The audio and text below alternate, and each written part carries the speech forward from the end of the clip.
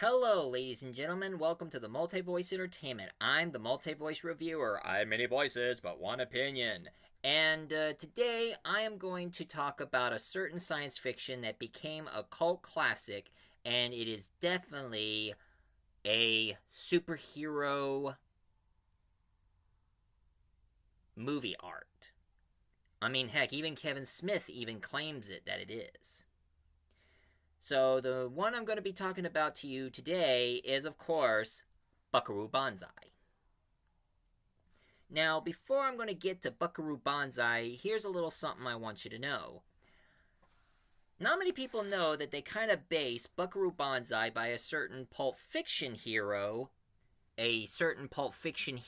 before Superman changed everything on heroes when he first appeared in the Avenger comics on DC.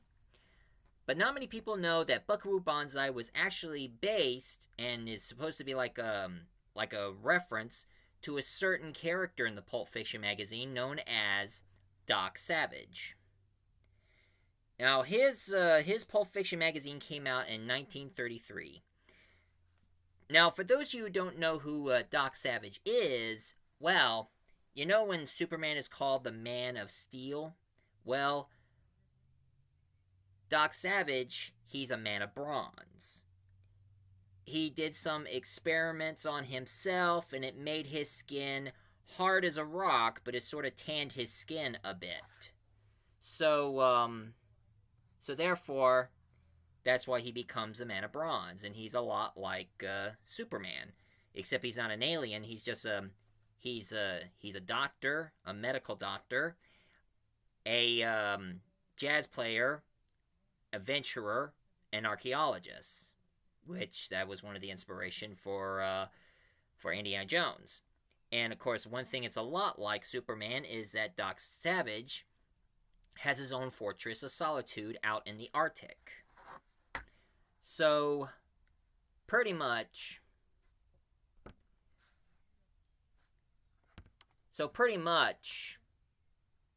Doc Savage was the inspiration for Buckaroo Banzai.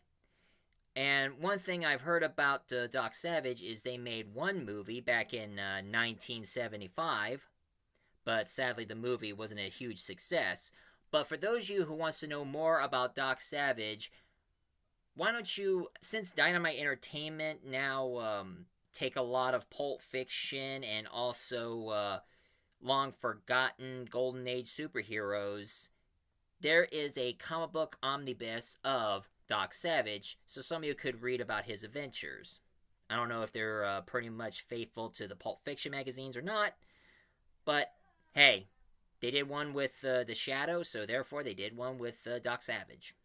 And of course, there's a rumor saying that Dwight Rock Johnson is going to be playing Doc Savage for a movie adaptation that they're planning on making, but sadly, haven't heard a thing after that. I mean, I don't even know if they really are going to make a Doc Savage movie or not.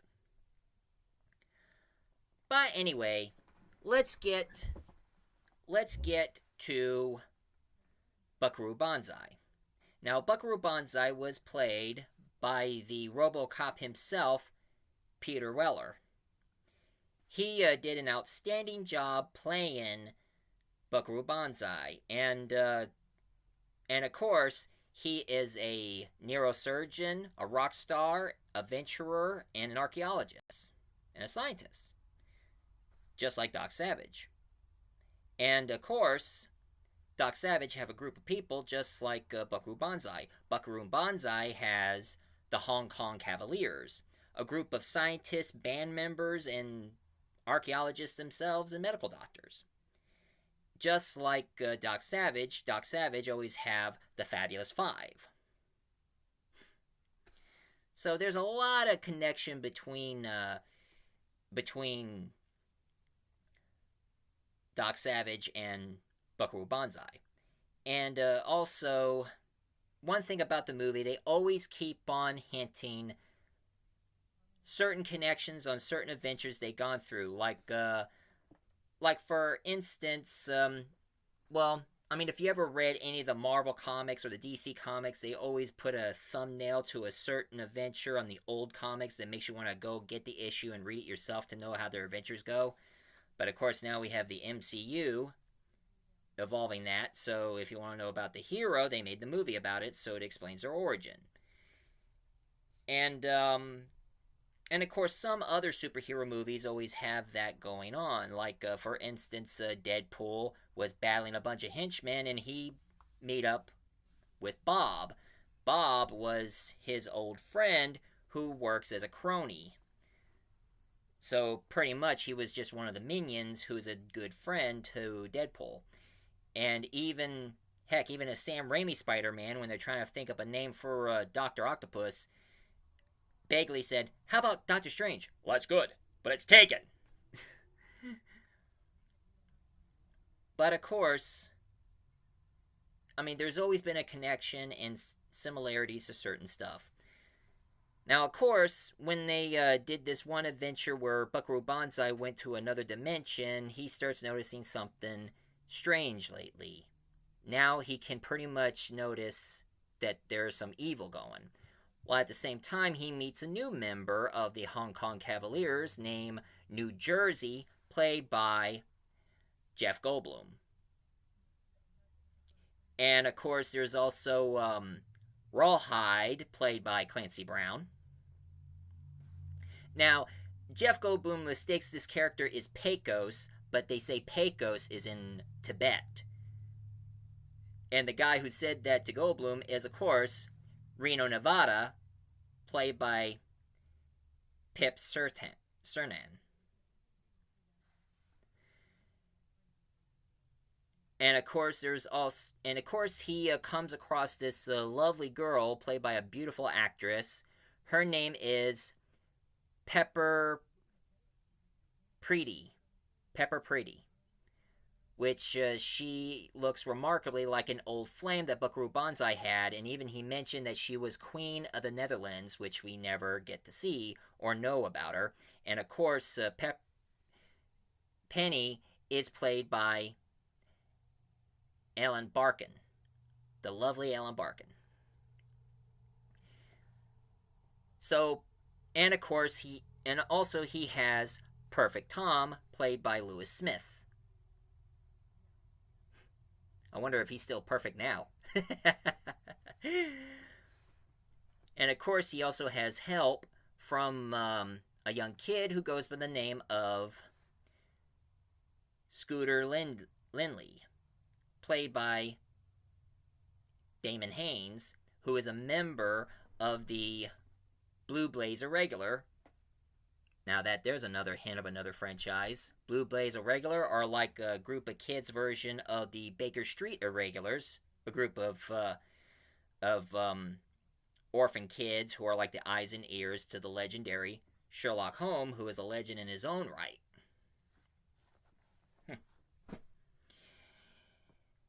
And of course, here's the thing. There's a group of these evil aliens who call themselves the Red Electroids. And one thing about them is they all have the first name John. Every single member of the Red Electroids are all named John. And they even said that one time there was an alien invasion hoax, which that was hinting to Orson Welles' audio version of War of the World. Now, of course, I remember hearing the news, old news, and of course some of its history about the radio show of War of the Worlds, where everybody went into a sort of a panic, and everybody thought that aliens exist and they are invading Earth.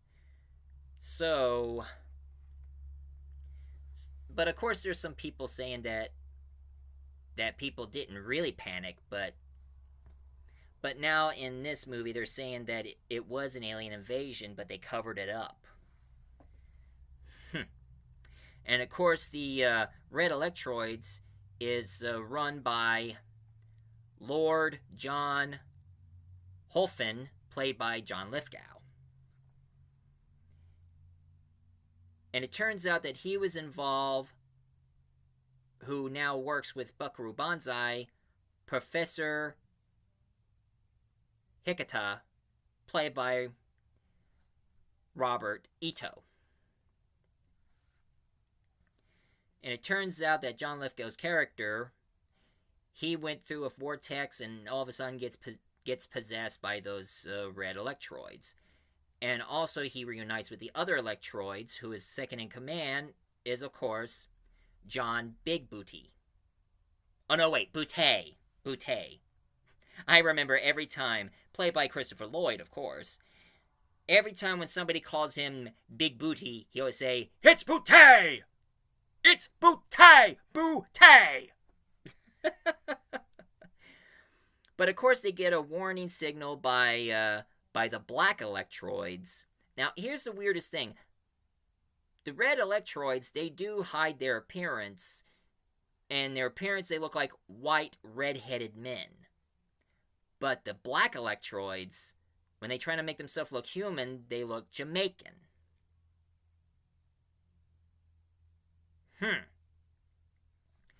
But of course, one of the black electroids teamed up with Buckaroo Banzai, along with the Hong Kong Cavaliers, and they pretty much trying to find a device that would save the world. And if the black electroids succeed, then the if the red electroids succeeded on conquering the world, the black electroids have no chance but blow up Earth.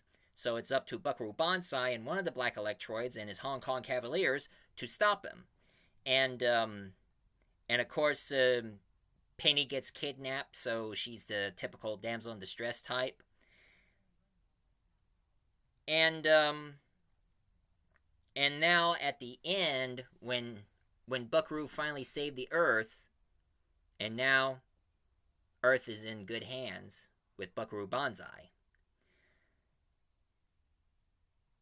And then that's when the people, the movie itself saying stay tuned for the sequel of Buckaroo Banzai, which was never made, where Buckaroo's supposed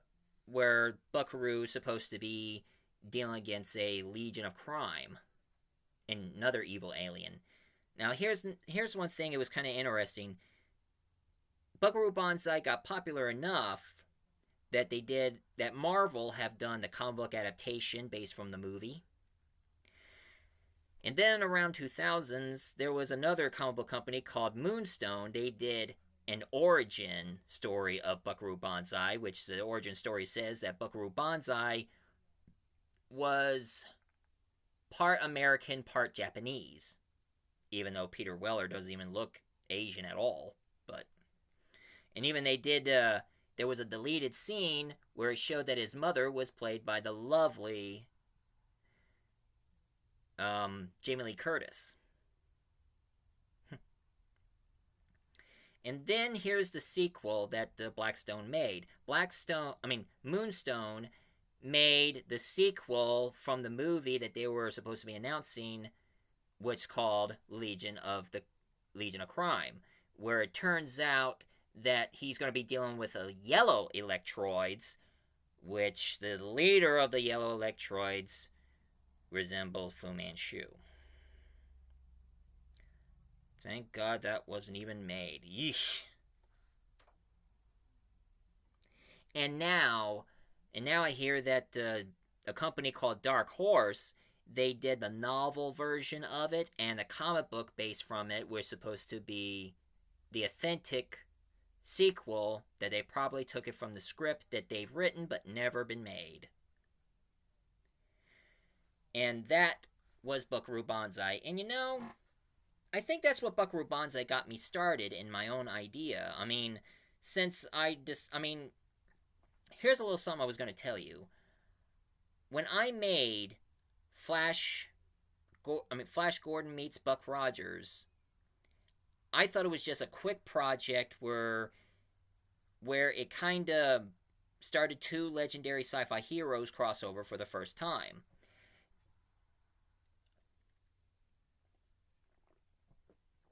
And of course, I would have done an origin story about them, but I think I didn't have enough time to do it. But one thing I did do is I did exactly like all those superhero movies, and Buckaroo Banzai did talking about their origin, like like Wilma, like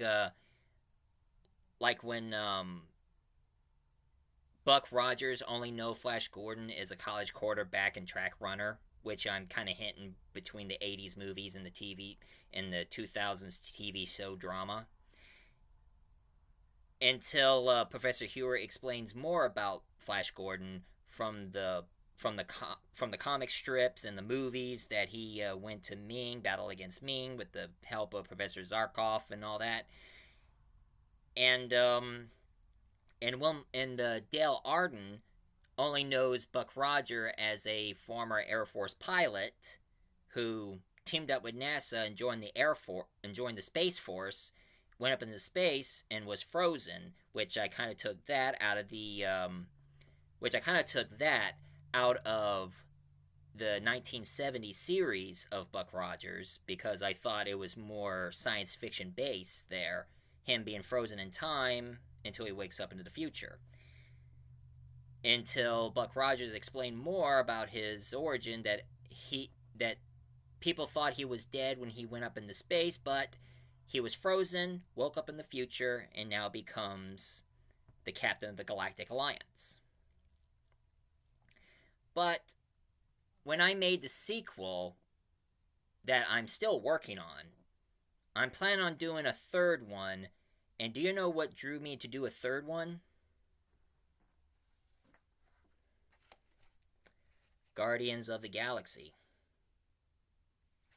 Because if you think about it, when James Gunn made the Guardians of the Galaxy movies, a lot of people do say that the Guardians of the Galaxy are like the Avengers, but in space. I mean, some of the characters kind of resembles, like Star-Lord is Captain America, Rocket Raccoon is Iron Man, Groot is Hulk, Drax is Thor,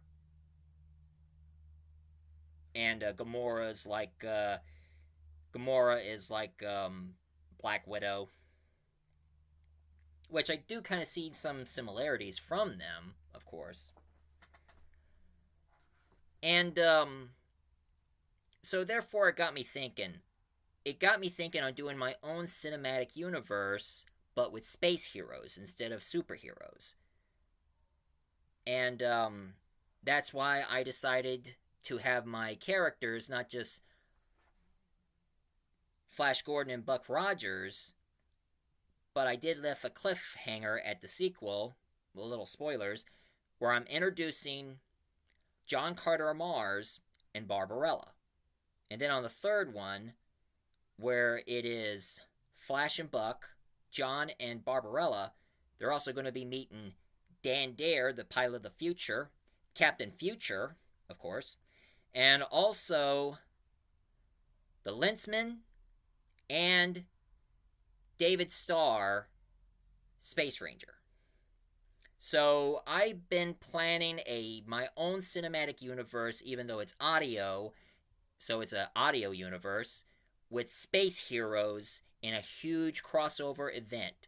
And if I ever going to make more about it, I don't know, because I'm just thinking on the third one and probably end it there.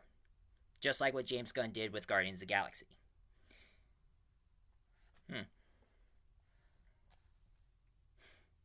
You do know that the only Marvel I like is Guardians of the Galaxy, but I also do love DC superheroes. And guess what? I found a DC version of Guardians of the Galaxy, which is Omega Men. And you know, I think it's time for me to review this, because I haven't reviewed a graphic novel in a long time. So stay tuned, folks, because my next review is going to be Omega Man. And this one, I would say it's like Guardians of the Galaxy combined with Training Day. You know, that Denzel Washington and Ethan Hawke movie? It's like that. So, I'm the multi-voice reviewer. I remember so I can jog your memory, and thank you for watching.